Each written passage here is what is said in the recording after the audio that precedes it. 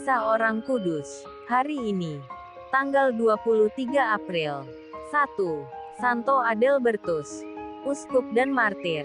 Santo Adalbertus lahir pada tahun 956 dari sebuah keluarga bangsawan Bohemia. Ia memilih nama Adalbertus pada waktu menerima sakramen penguatan Krisma dari gurunya Santo Adalbertus dari Magdeburg. Pada tahun 983, walaupun baru menerima tabisan subdiakon, Adalbertus muda dipilih dan ditabiskan menjadi uskup. Ketika usaha-usahanya untuk menciptakan pembaharuan-pembaharuan di antara klerus dan kaum awam mendapat perlawanan, Adalbertus menanggalkan jabatannya sebagai uskup pada tahun 990 dan masuk sebuah biara di Roma. Namun ia kemudian dipanggil pulang kembali ke Praha. Adalbertus mendapat perlawanan lagi ketika ia mengekskomunikasikan sekelompok orang yang bertanggung jawab atas pembunuhan seorang puteri bangsawan yang kedapatan berzina. Adalbertus meninggalkan Praha dan pergi ke Roma. Tetapi di Roma, para pemimpin gereja menasehati dia agar kembali ke keuskupannya, meskipun keadaan Praha belum aman baginya. Atas permintaannya, ia diperbolehkan pergi ke Pomerania, Polandia Barat, untuk berkarya sebagai seorang misionaris di antara orang-orang Prusia. Di sana ia dibunuh oleh orang-orang Polandia pada tanggal 23 April tahun 997. Gereja menghormatinya sebagai seorang martir. 2. Santo Gregorius, martir. Gregorius adalah seorang perwira Romawi Kristen yang gagah berani pada masa pemerintahan Kaisar Diocletianus tahun 284–305 dan Kaisar Maximian tahun 306–308. Semula ia sangat dihargai oleh Kaisar karena hubungannya yang baik dengan rakyat dan bertugas membela kepentingan rakyat jelata di hadapan penguasa kekaisaran.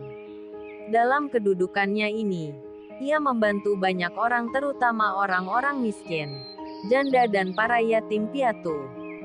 Ketika Kaisar Diocletianus melancarkan penganiayaan terhadap orang-orang Kristen, Gregorius sebagai wakil rakyat dan ksatria sejati, tanpa takut-takut melindungi orang-orang Kristen, bahkan berani mengecam perbuatan keji Kaisar. Oleh karena itu ia ditangkap dan disiksa sehebat-hebatnya.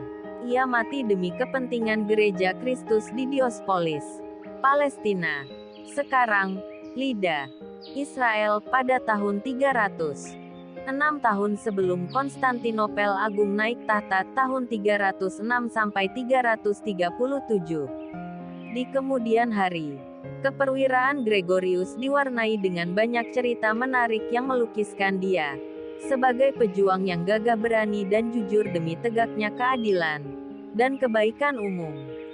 Ia memenangkan kejahatan dengan mati bagi Kristus dan gerejanya. Sejak abad ke-8 namanya sudah dikenal luas di seluruh gereja. Ia diangkat sebagai pelindung suci bagi kerajaan Inggris dan pelindung militer, karena keberaniannya menolong sesamanya yang menderita. Sebuah legenda populer tentang Santo Gregorius mengisahkan bahwa Gregorius berasal dari Kapadokia, Asia Kecil. Dalam suatu perjalanannya ia melewati kota Silena, Libya, Afrika.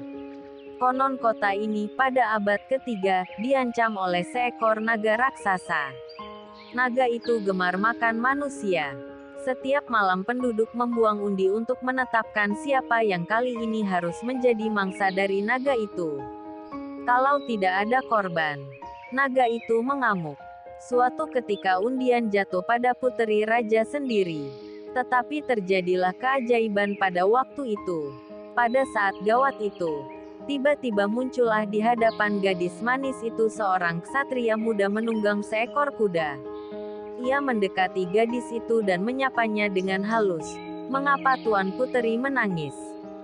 Dengan tersendat-sendat gadis malang itu menceritakan nasibnya.